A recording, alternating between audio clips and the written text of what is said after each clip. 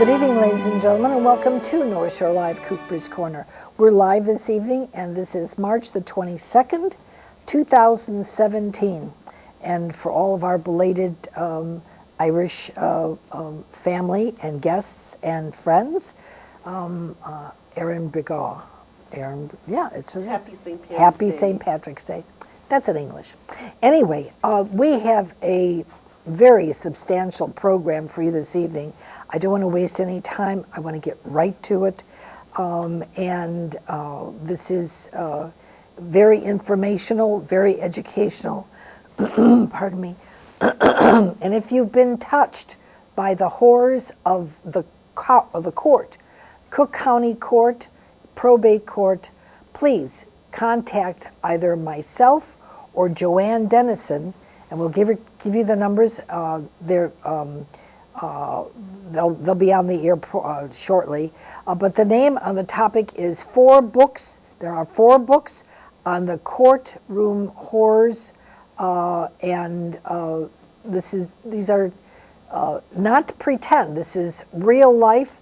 People are going through this. So this is terrorism here in America by Americans, to the elderly, the disabled, and the infirmed. So without any further ado, my guest for this evening is Joanne Dennison.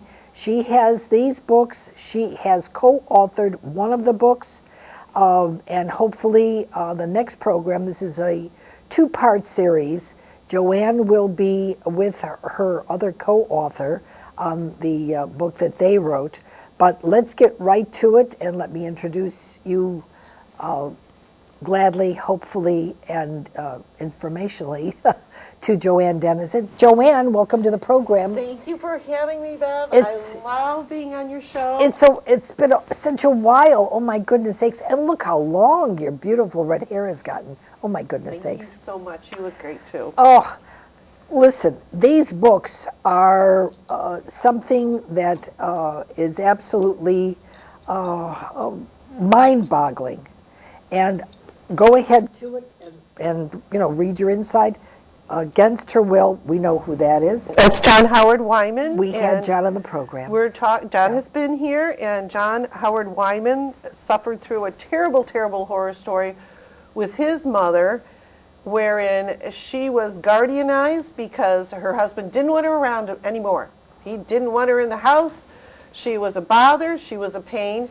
So he cocked up a plan with Sharon Rudy. She's still a guardian ad litem, sometimes an OPG in Rockford, Illinois, to have her guardianized. And one day, John Wyman got a desperate call from his mother saying that she had been put in a lockdown nursing home against her will. Well, he drove right out. He lives in Aspen, Colorado. He drives out to rescue his mother, and he was met at the door by the hospital staff, and they said, "Oh, you got to get a power of attorney and then come back." So he went and he got his power of attorney. He came back, and that was within hours. Then the police were there, and he got told that something was in the works. Now, mind you, this is the weekend. They don't have any court orders. They have no reason to hold her. But the police did it anyway, and they said, GAL, Sharon Rudy, guardian ad litem Sharon Rudy, has something in the works, and your mother has to stay here. It was all completely illegal. The mother was never served.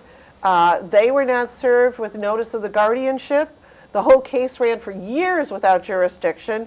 I actually, my license to practice law has been taken away because of my blog. I blog about these cases, and apparently the powers that be at the Attorney Registration and Disciplinary Commission, in particular Jerome Larkin, Melissa Smart, and Sharon Oprezhik, are these very foolish attorneys who think that they can cover up the corruption. They write foolish pleadings. I have filed numerous motions to get reinstated before the Illinois Supreme Court, and those are all denied. And it's because of books like these that I have blogged about. I blogged about the Sykes case. You need to hold it up. The Wyman case. They'll pick it up. Hold it. Just hold it there. They'll hold. No. They'll get it. You just hold it straight. They'll get it. All right, straight. Yeah. Okay, this is the John Wyman book. Carol Wyman, if you look at the back, she made these beautiful drawings, and there were about beautiful oil and acrylic paintings. There were about 200 of them, and they were all made after John Wyman rescued his mother. They were going to put her in a lockdown nursing home. They held her down. They shot her up with Halidol. They gave her Seroquel. They gave her the most nasty drugs that you could imagine, all to keep her from escaping, from protesting the inhumane conditions she was living in. She was beaten nearly every day. She was sexually abused. An orderly used to creep into her bed at night and masturbate on top of her. She had to hide in the nursing home to sleep peacefully. The horrors in this book are absolutely unimaginable. I went to court on it. Judge Fabiano in Rockford ignored all of it, didn't care about the guardianship, and they proceeded to take all of the money out of the house. Every dime went to those attorney's fees, and nobody cared. I went to court. I tried to help them.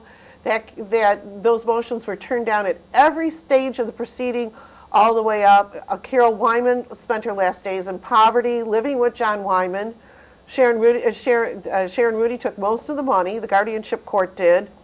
And Carol Wyman was happy with her son, but he had no life. He had to take care of her 24/7 all the time because of what they had done to her. After she got out of that nursing home, she was down 2 pints of blood, near death, from the beatings, the abuse, everything.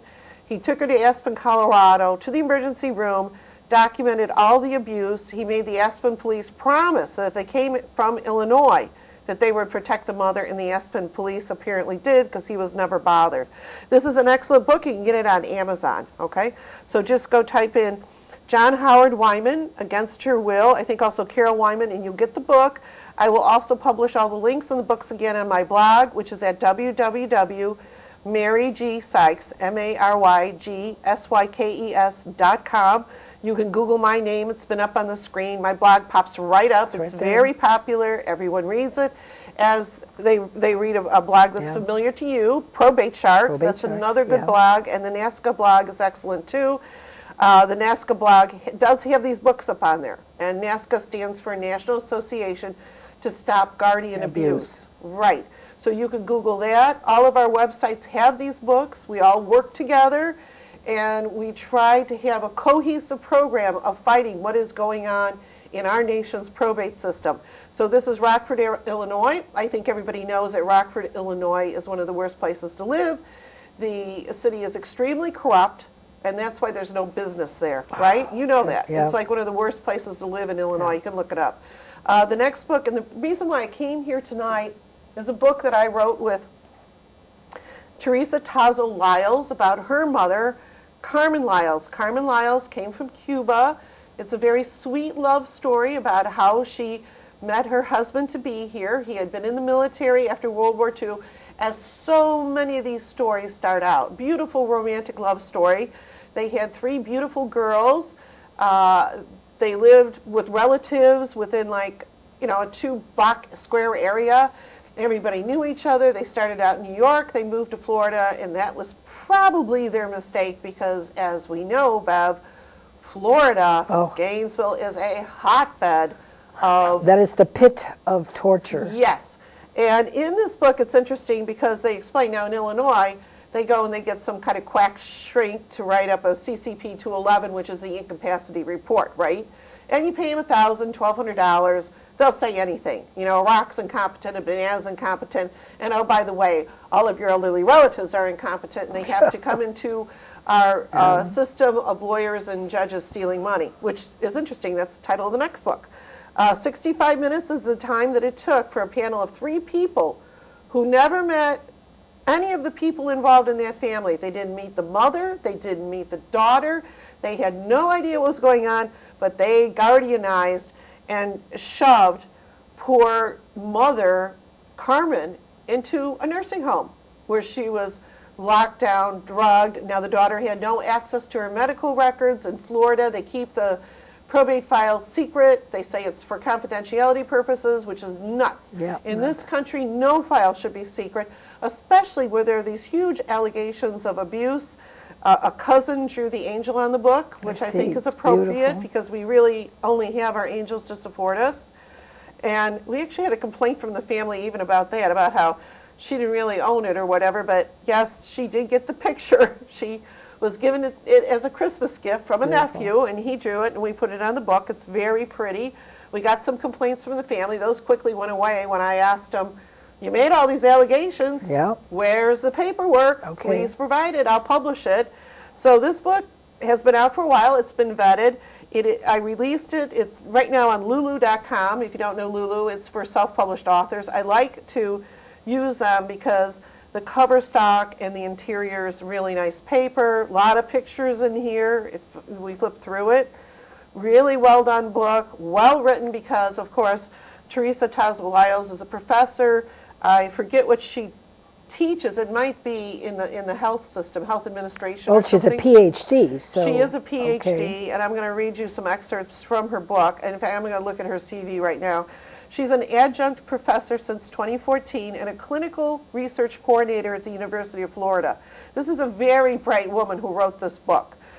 She graduated with a PhD in health behavior from the University of Florida in 2006, a master's in mass communication from the University of Florida, so we know she knows how to write, 1994, and a Bachelor of Science in news writing and editing from the University of Florida. She's held positions as research coordinator. She's been a professional transcriber, and there's a whole list of all the things that she has done. I believe that she has pages of papers that she's authored and co-authored. The book is very well done. It documents everything that happened to her mother from the beginning of the guardianship to her death. They murdered her mother. It was an overdose of drugs and a lack of hydration and drink, and this is very typical. It happens all the time. The mother was tortured. She was afraid to say anything at any turn because Well, what was the somebody would beat her reasoning up. behind all of this? I mean, what is the reason? People just don't go out. She had a paid-up home. Well, they just don't go out and kidnap someone. What was the reason for that? It was the daughters. They had some kind of a scuffle in the family. They got reported. Some of the daughters said that Teresa was using her money. See, Teresa was the main caretaker. And of course, they always say that the main caretaker is somehow getting money for what they're doing, when in fact they're often supporting the elderly person to keep them in their home, and in comfort. Yeah. So that started the whole thing, and it turns out that it was the accusers that had been taking money. And of course, when you get into guardianship, they always say, and you get a professional guardian, they always say, oh, we're going to make sure that the money that was taken by children is returned. They never do it. They just go after the money that's in the house. They sell the house. They get the person in a lockdown nursing home. We know that once you go into a nursing home, I mean, it's even on the blog, they'll pay whoever puts them there. So They do that. all these people are in nursing homes. It costs $1,000 a month to house a person in a nursing home. But at the same time, they're getting $4,000 to $5,000 a month from the federal government through Medicare, Medicaid. It's theft, fraud, and theft through that Fraud, as well. theft, embezzlement. Yeah, It's yeah. the whole, as Ken Dukowski puts it, a string of felonies. I love that. If people are interested, they need to just contact you directly. We're not going to mention anything about where you can pick it up or anything. We're just going to tell them to contact you directly. Yeah, it's right on my blog. Just I'm going to put them up contact on the you. Yeah, blog. you've contact you on your Probate blog. checks, where Sharks will Yeah, have it, and yeah. Mask Up. Right. Just, And okay. contact me if you know of any horror story that you would like to have me help you write a book. Because basically what we did is she wrote the story. She told me about, it's a very interesting story, her life as a child in the 1950s, 1960s in New York and then Florida. And then she talks about what happened to her mother in the guardianship, all the horrible things that happened to her in the guardianship. The nursing homes, the drugging, the bruises, the mistreatment, the lack of access to a doctor. Because we all know the nursing home doctors just drive by, right? They bill and they drive by. They don't really help anybody. So if you have a story that you would like to help me write, I'd be glad to listen to you. I type wonderfully. I'll even type it up for you. But my place in all of this is I wrote the legal commentary. So when she talked about what you can or can't do in a nursing home, I put in the regulations that'll help a lot of people that are into this, because then you know what to tell. Either you're doing a pro se or you got a lawyer, and let's face it, the lawyers are lazy, right? They're lazy. So you can tell your lawyer, there's a patient dumping law. You can't do that. You cannot use physical restraints. There is a law against that where you have to have a doctor actually write up an order every day after he performs a physical examination to make sure the person isn't getting worse. They don't have marks on their arms. They're not fighting it. There's all kinds of things that can happen when you use restraints. So I add in the law and the description. I talk about the drugs. I talk about a number of issues that come up in abusive nursing homes. And let's face it, 90% of the nursing homes are abusive. It's found that up to 80% of patients in a nursing home are provided with opiates and or psychotropic drugs, which are extremely dangerous. Those will kill you. And that's what happened to her They mother. do that to keep them quiet, to That's keep them right. under control. They prop them up in wheelchairs and put them in front of a TV, and that's called physical therapy. And they bill the government for that, And too. some are dressed and some are not. I have visually seen Yes. this for myself, so I can tell you the truth. They basically lose all of their clothing and jewelry right away. Yeah. And they dress them like homeless people. And if you go in there, their fingernails are dirty, their hair is oily and greasy, they smell, and then there's a heavy smell of urine and feces. Terrible. It's in just about all of the nursing homes. The better ones are not-for-profit. Apparently, 90% of complaints in nursing homes come from the approximately 60% of nursing homes that are for-profit. For-profit nursing homes have to end. It's like for-profit prisons. Yeah, You can't prison. do it. Actually, it is a prison. It is. Joanne, it's yeah, a prison. It's a prison with a life sentence. The Oh, only that's way right. people get out of these nursing homes is It's to death. die. That's it. That's the only Exactly. way they're out. And if you live in your own home at any given age, your chance of surviving the next 5 years is 50 to 70% higher if you're in your own home versus a nursing home. Yeah. So we know that they are a serious health issue. They are a leading cause of death among the elderly, not to mention the discomfort, the terror, and the horror. Terror, yeah. You go into a nursing home, just do it. Everybody wants to go home. Everybody. Ask Go them, you home. want to go home? Yeah, I Yes, want to go home. want to go home. I want to go home. Who's looking into that? Yeah. Who is helping with their civil rights? If I went in a nursing home and asked people that, they'd have me arrested. Criminal trespass, I'm sure of it. But that is something that needs to be done. I wanted to read, if you give me a second here, Bev. Sure. The author couldn't be here tonight because, as you know, the probate court drains you, everything drains you, so you don't have money to travel for your book tour, right? We're not doing this on a huge budget. We're doing this because we want to improve the system. Teresa and I didn't spend hundreds of hours on this book because we're going to make money. We did it because we want to improve the system. However, if you know of any Hollywood director or whatever, send them to me. I got lots of stories. Well, this is going on YouTube, Yes. so everybody in the world will be able to see this. Yes, we need everybody in the world to see it because these are important issues.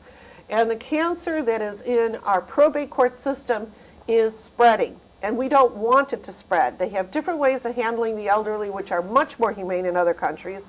And we need to import those systems, which of course, they don't really have much of a profit. Yeah. But we need that in this country. So I just wanted to read about what Teresa sent me because she wanted to make a statement for everyone. Okay. And this is what she said. This is her brief narrative of 65 minutes. It's a tale of torture and murder in guardianship. When I think about guardianship, the first thing that comes to mind is a group of vultures. Now, this woman's been through the system, also called a committee or wake. Wake, that's good. Circling and waiting for an animal to die, and then they fight over with each other in order to pick at the carcass. I think, Bev, you've got to agree with that. Oh, absolutely. Oh, it's horrible. When my mother was forced into guardianship, the intent was never to do anything in her best interest. The intent of the guardians, their lawyers, my sisters, and the court system was to bring about her demise as quickly as possible, drain her finances as quickly as possible, use her money to keep me out of the picture. Teresa was a long-term caretaker. She was a protective daughter. She cared about her mother. She fought for her rights. The family members who were fighting to protect their loved one put under a guardianship rarely win the fight against predators and monsters who murdered these elders. My beautiful angel mother, her name was Carmen Terrazzo, was an independent 92-year-old woman who attended church every Sunday, spent weekends at my house with my children. We went to parties, vacations, weddings, barbecues, and numerous social events with me. She had access to her phone at home. She lived in a home that was completely paid for. Her monthly expenses were minimal, and she had a nice nest egg set aside for the rest of her years. My 3 daughters and I were her primary caregivers, and we had been since we moved to Gainesville in 1999. In my mother's case, guardianship started in the same way as thousands of other cases across the nation wherein a family member falsely accused me of taking advantage of her and contacted DCF. We have Adult Protective Services, Yeah. they're all different, in order to investigate. None of this was true, and all allegations were unfounded and false. I have copies of all 3 DCFS summaries showing I was not indicated for any abuse. Those links are published in the book. This is one thing I did, is we scanned in all the documents and we published links in the book.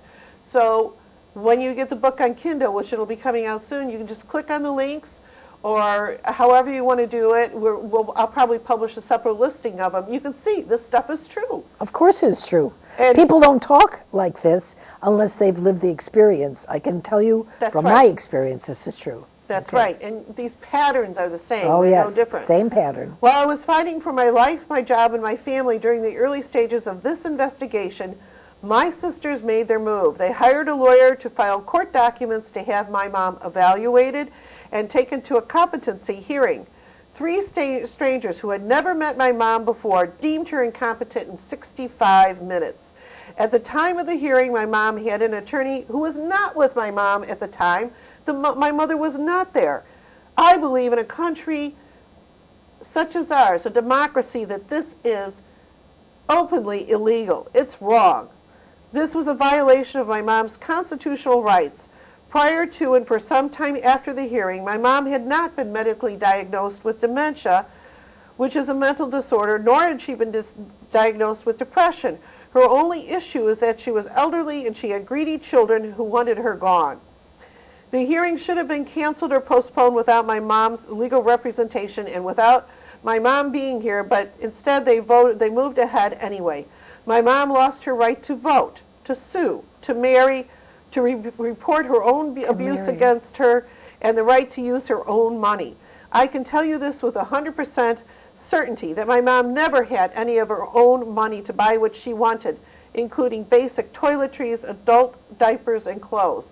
These are the items that Teresa was buying for her, despite the fact that their sisters repeatedly said that Teresa was stealing from her mom.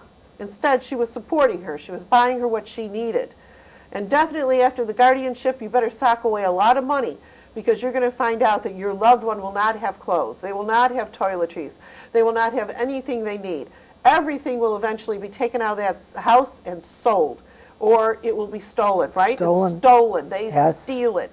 You had what, $1 million missing, a million and a half? 1.5 million. Yes, stolen, lost, Yeah. nobody cared. It has not been found yet, has it? No, And then they filed false judgments against you. they did. Yep. Somebody's got it, but we don't have it. That's right, and the court didn't let you do any discovery or They investigation. wouldn't allow it. Yep, No. that's right, same story here. The situation then went from bad to worse. My mom's house phone was then disconnected. The locks on her house were changed, and her family and church group in Miami were blocked from speaking to her or visiting with her. Within 1 year after guardianship, my mom had been drugged and moved from her home, placed in a lockdown facility where she was forced to live among individuals who had violent tendencies. My mom was attacked numerous times. Every time I tried to fight the guardians, their lawyers, and my sisters, I was met with threats, and my visitation was suspended or taken away without a court order. Because the court orders always said, in the ward's best interest, I wanted to make a list of some of the things that were done in my mom's, quote, best interest, unquote. My mom was drugged so heavily that she fell nearly 30 times at both facilities. This is a woman who could walk before. The first time she was taken to the emergency room was only 26 days after leaving her own home for the first lockdown facility. She had her prescription glasses and dentures taken away. She never had those at the facilities. She could not leave the facility for holidays with her family. And I'm sure she didn't get to go to church either. She was not allowed to attend the church of her choice. My mom was a devout Catholic, and worshiping was what made her happy. And I believe prior to that, she went to church at least once a week and several times a week. They take that away from you in guardianship. In guardianship, there is no First Amendment. No matter how much you complain. And in fact, I have a tale of another lady. She brought in a video at the hospital to show her mom, and I forget the name of it, a critically acclaimed Christian movie, like the kind you see on Hallmark, right? Yep. Sweet story, have faith, believe in the afterlife. She brought it in. This is Jeanette Lipinski, one of my friends in guardianship horror, and we have to write her book one day. And do you know that the next court date, they complained that Jeanette Lipinski, who was a Christian minister and had been for 30 years, should not talk religion with her mother, should not show her any religious movies. Who said that? Paul Franciscowitz. And what was the reason for that? You're asking me? I think just to be cruel. To give her a sense of isolation, desperation. You said it. There is no afterlife. She's not going to her beloved Jesus, right? Yeah. If you can't say those things to a person whose days are not long, her mother was 85, we know this. Why cannot her daughter, who was a Christian, experienced Christian minister for 30 years, not comfort and solace her mother, who was also a Christian, and had also, before the guardianship, gone to church every week? And yet, Paul Franciscowitz, a guardian ad litem, an infamous one, in Cook County, Illinois, had a fit in court and said an order should issue preventing this Christian woman from comforting her mother, that she would be passing into glory. I don't understand that. I don't comfort her mother. There is no understanding because it's not logical at all. It's horrible. It's not logical at all. It's the mind of a psychopath, which this we've is talked true. about. It is the mind of a psychopath. This is true. They have no capacity to love.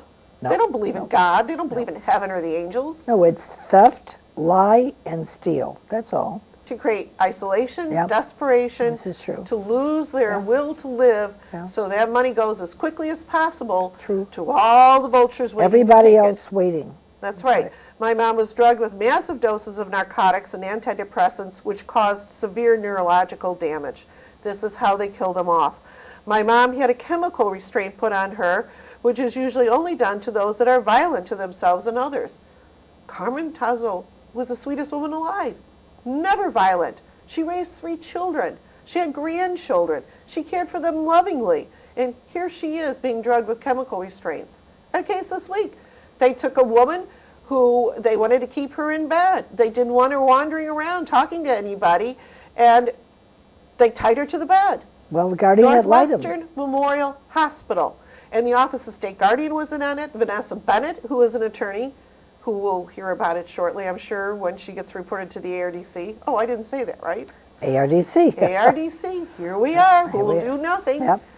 My mom had 3 guardians, and all 3 of them were there for one purpose: to drill, drug, kill my mom, harass, and threaten me, and take her money. Steal the money. I detail many of these threats against me in my book, but 2 of the worst from the first guardian included refusing to abide by the speak English only. Now, Carmen's from Cuba. Yeah. Whole family speaks Spanish. Only the daughter, Teresa Tazo Lyles, was told, you are not allowed to speak Spanish with your mother when you visit with her. But that's her native tongue. Yes, I know, but they want to have watchers in there, right? Oh, they want to have we know about people watchers. spying, We do that, yeah. Watching, right? We know about okay. that. So there were many court orders put into place that she couldn't speak her native language with her own mother. Horrible, just horrible. And that was when she was at the first facility, violating her visitation rules because I saw my mom in church and kissed her on the cheek. Now, apparently, one of the other relatives took mom, okay, Carmen Tazo, to her normal church. Somehow she got to that church, which is not typical. Teresa was there, happened to be there. She didn't know because she still goes to church. Mom went crazy and wanted to go see Teresa and hug her and kiss her around the church, and that resulted in a no-contact order because she went over to her daughter, who happened to be in the church, and hugged her and kissed her. You like that? No. That's a no-contact order. No, I know. But we see it. We see it all the time. Yes, tell me. I lived this. You lived my it, right? mother just passed away. Can't see your mother February in church. in six I know, that was years. horrible. Just terrible. You need a book too. We need to write a book. We're going to do it. We're going to do it. Oh yes, I was also threatened with arrest at my daughter's wedding in 2012 because I refused to allow the paid attendants to sit outside the room where my mom and I slept. At the house that my daughter and her future husband paid for the family to stay during the wedding, okay? So the daughter and her husband bought a house, and they said, Hey, we haven't filled it with kids yet. Family, come and stay with us. So who has to come is their supervisor. And Teresa wanted to sleep with her mother in the same room, right? That's okay. Yeah, who that's cares? all right. And she didn't want the care. She didn't want this spy. It's in a the family babysitter. home. We used to call her the Spy. babysitter because you couldn't do anything without the babysitter being there. Right. I mean, we're adults. We're senior citizens looking after my 97-year-old spies. mother, 98, my mother was 99. She could have probably lived to 110 or 20, but they That's not allowed.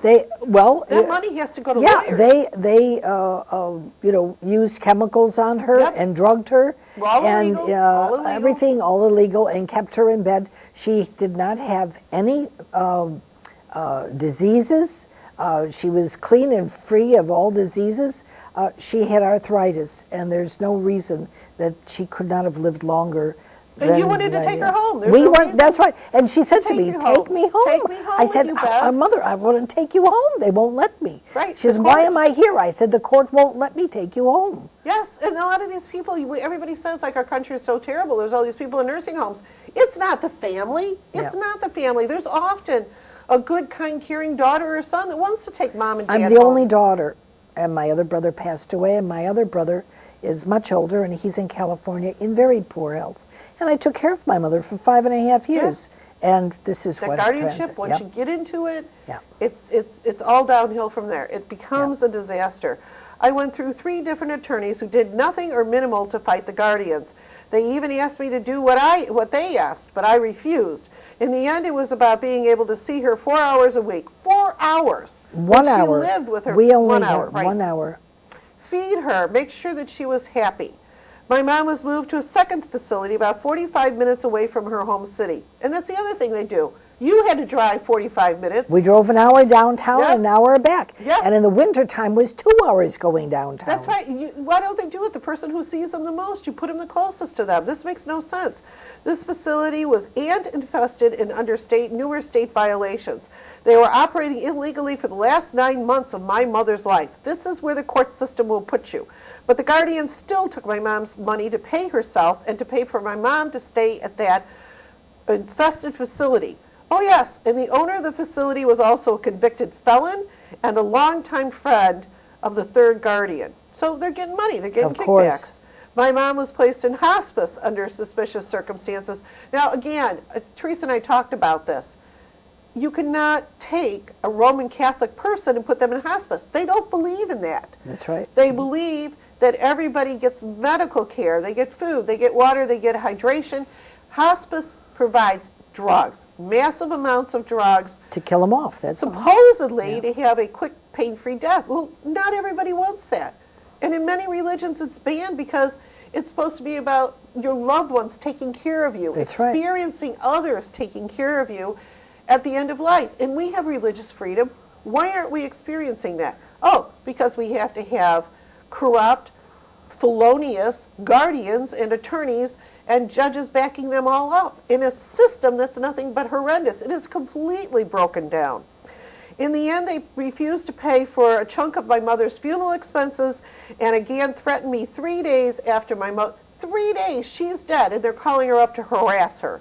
They drained her account, paid the first guardian nearly $12,000, even after she had resigned years earlier. Have you got that story too? We have the same story. David absolutely. Martin. Yep. How much did he bill after your mother passed? Oh, humongous amounts. And they did their arithmetic on some abacus or whatever. Right, nobody could figure it out. Nobody could figure it out. But we had 3 separate CPAs that we paid to do it. Everything was there to the penny. But they came up with some outrageous amount, whatever. David Martin, he has a fancy house in South Barrington Hills. He lives in Malibu. They just He's bought got a beautiful home in $1 million Malibu. home. That's right. Right. And It's actually El Segundo or something. If anybody wants the addresses or the Google aerial I mean, photographs, this get is him on what the he did, blog. and Right. he and his daughter came into the Melinda? She came into the. She follows him everywhere. And she came up with these horrendous amounts of money, and they wanted to sue me for it, and they're collecting the money. Yep. They found If there's made not me enough money the in the fall estate- guy. They took the money. That's exactly it. And Miriam Solo cut my mother out of her insurance for health care. Oh my gosh. While I was paying for it. We were paying for health care for my mother, even though she's on, she was Medicare. on You need a Medicare. supplement. You need supplements. Yeah, and so, but she denied her, and I called them back. I said, I'm paying for this.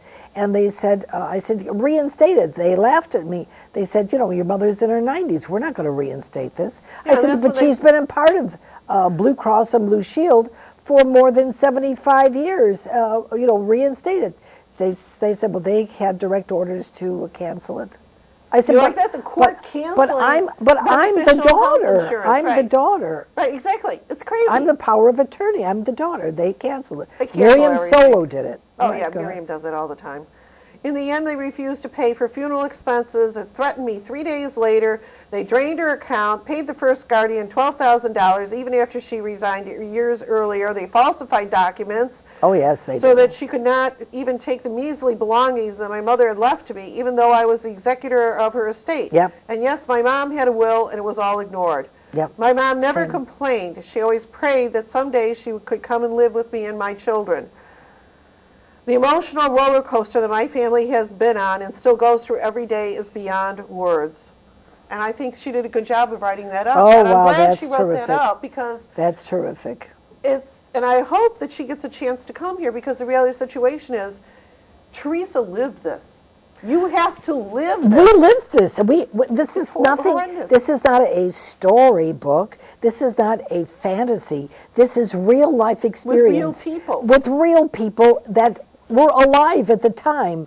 My mother died of dehydration and starvation. They had a gastro tube they were feeding her. They pulled 29 of her teeth because they had gold fillings in her mouth, gold Just like the crowns, Nazis. and they pulled all her teeth. Just like the and Nazis. and I was required to pay for the dentist to pull her teeth so that they could keep the gold. I mean, I didn't And know not only what that, was she going wanted on. to eat.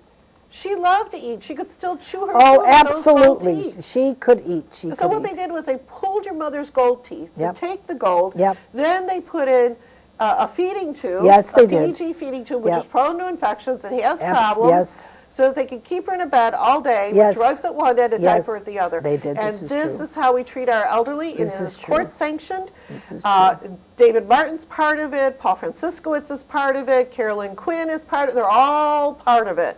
Judge Carolyn Quinn, we've had a death this week. Thank you, Judge Carolyn Quinn. I want you to know that you murdered a 94-year-old woman.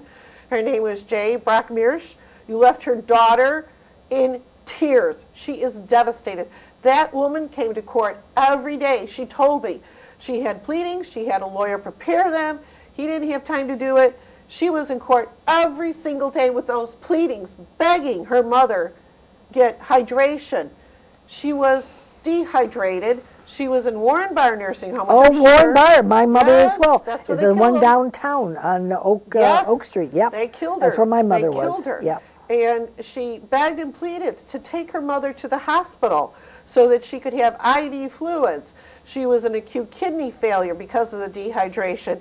She had precardia ventricular fibrillation, which means a heart attack was imminent because she had no bodily fluid. And the nursing home didn't care. You have to call the doctor. She had to call the doctor 3, 4, 5 dozen times before she could get a transfer by ambulance to the ER. And the last time she went, what did they do? They called the Office of State Guardian. It was a Miss Shingles. I don't know. Well, I'll have the list of names next time because I think it's important to repeat these names. Absolutely it To give is. closure to this family that they're not crazy, that the mother deserved much better treatment, and so did the daughter, and the daughter was right. If it weren't for me and one other attorney, That's right. she would have had nobody. Nobody. And Who knows? They don't know. They bury all of their mistakes or what they do. do. They steal the money and Yes. they bury them, and that's goodbye. Now let's see how much more money we can steal from other people. well, the first thing she did was she's filed a police report for the murder, And she now has a private company doing the autopsy and the tox screen. Well, I didn't know my mother had passed away till 8 days after death. Oh, no. 8 days. Somebody from the Office of State Guardian called her the day later because they wanted her to go get the body. A day later, but I didn't know until 8 days. She was laying in the city morgue for 8 days. They don't care. They didn't let me know. Care. And then she's just devastated by the whole thing. She blames herself, and I have to keep on telling her, this is not your fault. You're not responsible for evil. You did not do this. Well, we'll have her on the program, and she'll be able to tell everybody. When she's probably not so upset, because this just happened yesterday. Oh, my. Yesterday. So if everybody could pray for her, please pray for Joyce Kettlehut. She went through everything to save her mother. She is the sweetest woman I've ever met. We need to know the judge's name. Who's the judge? Carolyn Quinn killed her off. She was in Carolyn Quinn's courtroom every day saying, please, Judge, my mom needs to go to the ER. And then what happened when she finally got her to the ER the last time? The Office of State Guardian, and I forget who called, said, don't give her, she's in hospice. Now, this is all illegal. And she filed claims saying illegal. Hospital and DNR for her Catholic mother is illegal. She didn't want it. She wants to make the decision as to when her mother should pass away. Her mother was not terminal. She had no heart disease. She had no real dementia. She had a little memory loss. She was feeding herself. She was drinking. She was talking with people. She could tell you if she was in pain or if she needed something. She didn't have severe dementia. And the only way in Illinois to get a DNR hospice is you have to have a persistent vegetative state for at least 3 years, 3 to 5 years. None of that. They just murder these old people. They put a DNR bracelet on my mother, and that was not what she wanted. We didn't know until after we took her from the morgue that there was. They put that on there. There was a DNR. Did you get a picture of that one? Oh, we've got it in hand. Great. Oh, absolutely. Yes, we're good to go anytime in the federal. Just let us know. Now, the next, you've got 2 more books to read about. 2 years from when they close out the guardianship. Well. So, no, you got to open the estate. Anybody open the estate? I don't think so. Oh, open up the estate when you're ready. You got 2 years from that. We've got 2 more books to talk about now. Yes, we do. And I just wanted to make it clear that it was Carolyn Quinn who murdered her, and also somebody from the Office of State Guardian called up and said, oh no, she's under hospice DNR, send her back to the nursing home untreated, and I want to get into this, it's called patient dumping. When somebody goes to the ER and they want to save money and the hospital doesn't want to treat, what they do is they don't treat them. In this case, they've got the color of authority from the Office of State Guardian saying, don't treat her, which you can't do that. That's totally illegal. Somebody comes to a hospital, they need care, they have to provide care before they let that person go. So that was illegal too, and it's all going to come out, and that was the Office of State Guardian, and you know those other people running around the courtroom. I'll get the names next time, but they were also in on it. So let's get to the next book, because I really want to see if anybody can help me on this.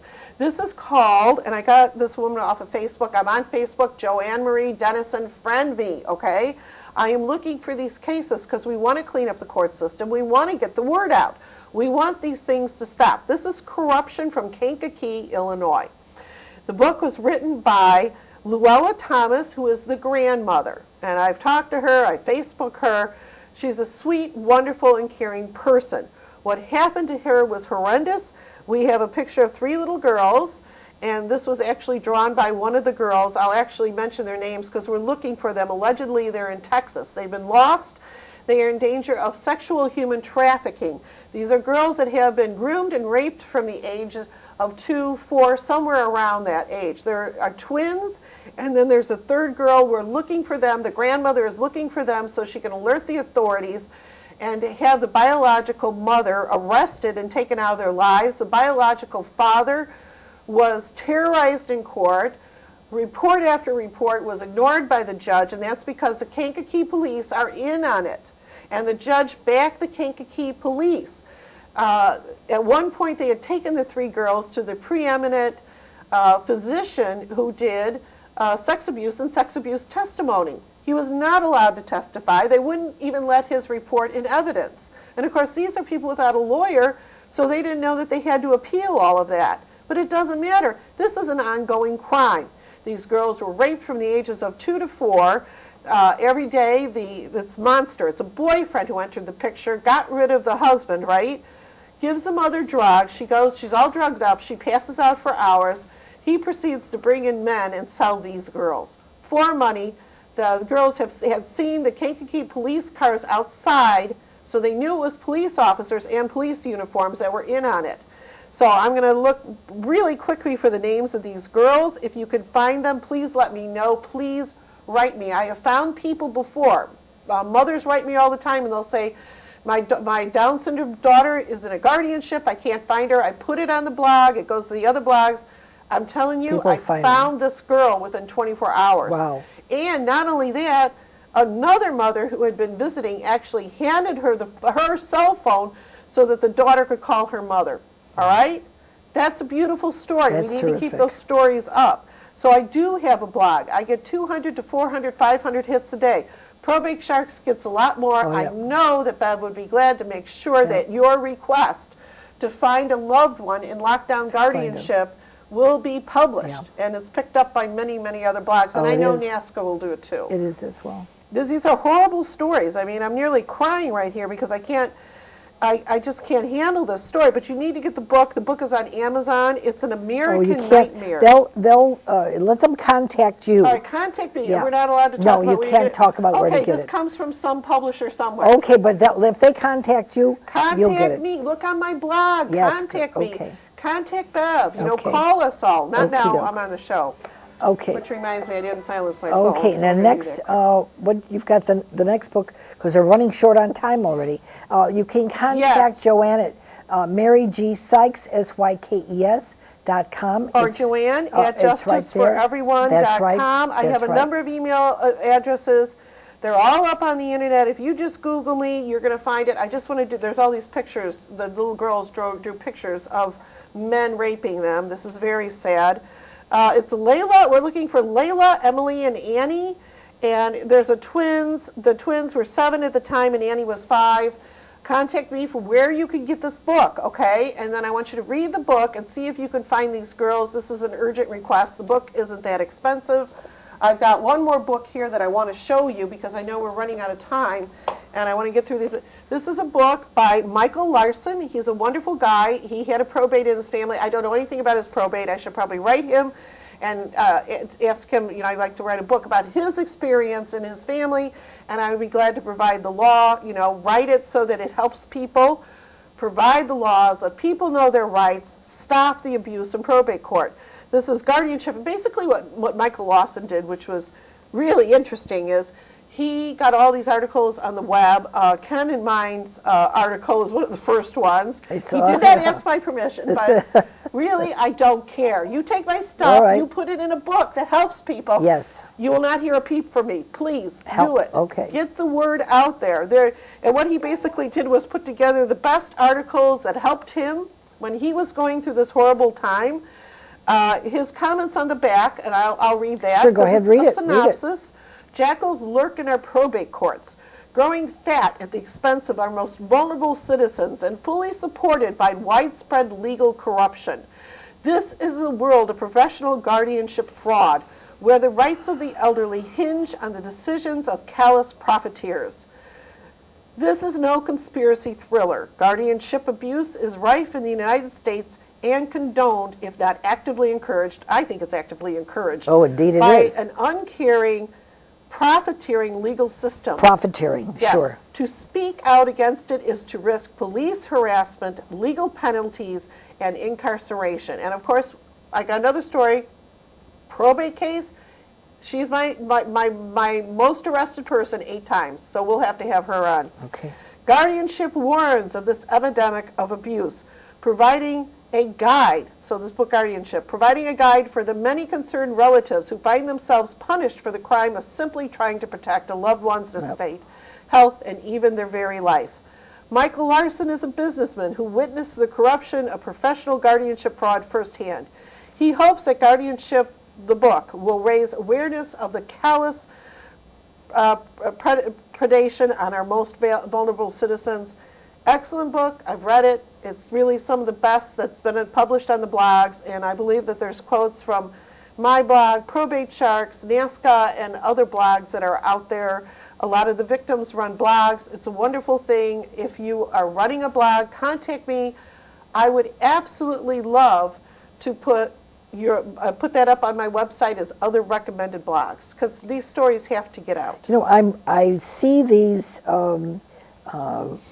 interrogations that the congressmen and senate are doing on the air for 3 days, 4 days, whatever, untold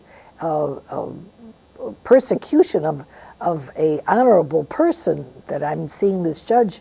And I'm waiting for you, Joanne, to grab a handful of us to go to Washington and go speak before the Senate or Congress and tell what's been going on. I hope that they're not afraid to be able to accept the situations that are going on. I don't know if they go through it or not, but it is the disabled, the dead, the dying, and the disabled that are unfortunately at risk. And the disabled, does it make a difference what age? If you're elderly, if you're middle-aged, if you're a child, because if you're disabled, then someone in the court system grabs you because they feel that there's money attached. And in some cases, there is no money attached, but they have a body, and they sell all parts of the body to and for true. Anything. That's very These true. are unscrupulous people that wear black robes. We don't know if they're, well, we know that they're not honorable. They only show death. That's all we can say. And I just can't wait for other people to either contact me or contact you. To contact you would be wonderful. And Joanne Dennison, you can connect with her or contact me. If you have a story that you'd like to tell, you're on the program. We need to get this out. This goes to the YouTube. People all around the world will see it. They will contact you, Joanne. You do a wonderful job for so many people. And because you spoke up for Mary G. Sykes, who has now passed away. Bless her. Yes, you've lost your license. And that's a terrible and dreadful thing. Someone who cares enough to put herself in the way of harm to protect someone who had no ability to be able to protect herself. You should be lauded for that because you did a wonderful thing. And they're afraid of your speaking out. And I don't know any law. There is no law for blogging. So how could they take your license because you were blogging? You were telling the truth. But because you had a license and you are an attorney, they were able to pull that. That was your risk. But a common person going to complain to the law division or the ARDC, yeah, they can do nothing, and they just flick you off like you're a speck on their clothing because they don't have any control on you, but yet you want to speak out to the public and let the public know. What you are doing is wonderful. It's compassionate. It's understanding. It's heartfelt. You are a good and human being, as Mr. Dukowski, as Ken Dukowski, because he as well had the same problem and because he stood up for other people's rights and the senior citizens, and they took away his license as well. We need to go to Washington and speak before a Senate committee hearing or a congressional hearing, or get the FBI involved, or whatever it needs to be, Joanne. You've got enough information, you've got enough material, and people willing to come. And I can assure you, throngs will be there. Throngs. I know. Throngs. The only thing I have to say about that is at least once a month I do contact the FBI with all these cases, and I have emailed all of our local representatives, from Senator Kirk to Tammy Duckworth, Dick Durbin. Sometimes they'll say they'll do something, but so far, nothing. I can tell you do it all the time. that ex-Senator, ex-Congressman Kirk has done nothing. We gave him 7 years worth of material every day, every night, and he did nothing. He just kept saying, send me more, did nothing. Promises and then nothing. we would hope that now Tammy Duckworth, who has taken his place, he's no longer in the. No, she's disabled too. She is disabled, but let's see what she can do because If she were in the court system, they'd take her life in a second.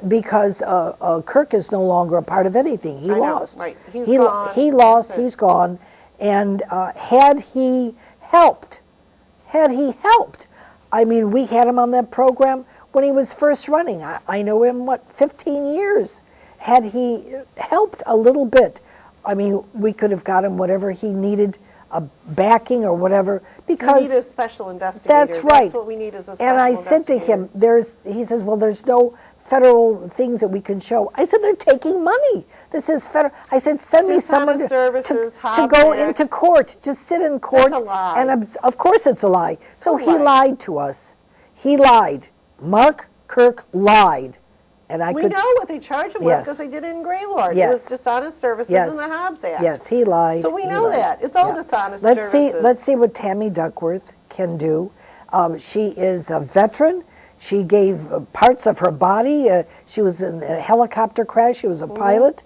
And she's a new mom, a year or two now, I think. Abigail is 2 years old. And we hope for the best. And maybe if she is shown this information, or it is, on the internet, she'll be able to see it on YouTube. Maybe that will do something to I hope so. expedite. We have waited patiently, but not that we've not done something in the interim. We're waiting for someone with a little bit more authority to be able to say, okay, you guys are all crooks from this court. Let's clean house and get rid of them. Bring a bus. Bring a bus. Bring a bus. That's We'll right. bring a Whenever I bus. see those big prison buses downtown, Oh, yes. I just think of the 18th floor of the Daily Center. Oh, yes. I'm sure you do too. Oh, Abby, you better believe it. That's right. Well, I can tell you, in our case, our judge, she left town, gone, just clean. Thank God and great now, she's yes, gone. that was Judge Kawamoto, and she's gone, and she's in Texas. So wherever cruelty is happening in Texas, I can assure you. Well, according to she's probably Gloria, there. she found out that Judge Stewart liquidated her assets in Chicago. She liquidated Texas, and now she's in the UK. Oh, she's So gone. she's, yeah, so, really gone. Each one of us who's had that judge, and we've made a fuss about it, that judge is gone. By the way, Judge Kawamoto was never elected to office. She was always, No, she's a backdoor girl. yeah, she was always brought in because she brought a lot of money in. And she was for 15 years there, bringing in millions and millions and millions and billions of dollars. And giving it to whoever she Yes, was told to give it to. that's right. But she was completely incompetent. Yes, Well, I understand totally, yes. from attorneys that have appeared in front of her, she didn't have a clue what she was doing. No, she had no idea. And she didn't even care. No, she had no Didn't even idea. care. She didn't follow the yeah, law. She didn't do no, anything she was supposed to. it didn't do anything. But Absolutely when not. she was told to rule the case a certain way, she did it. Yes, she That did was her it. job. Yeah. Well, my time is Yes. running, and I want to thank you so very Thank much you so for very much. being You're on a the program. lovely My person God. for having me. Oh, it's Getting our to know that. pleasure. And Thank you. please contact Joanne. You will find the name of the books. You will find how to connect with them, how to get them, and read them and pass it on to other people, or whatever you need to do. Please contact Joanne. Yeah, and please. Thank you for watching our program, and have a pleasant evening and a very pleasant week. And thank you, Joanne, so very much. God bless you all. See you next week on North Shore Live, Cooper's Corner.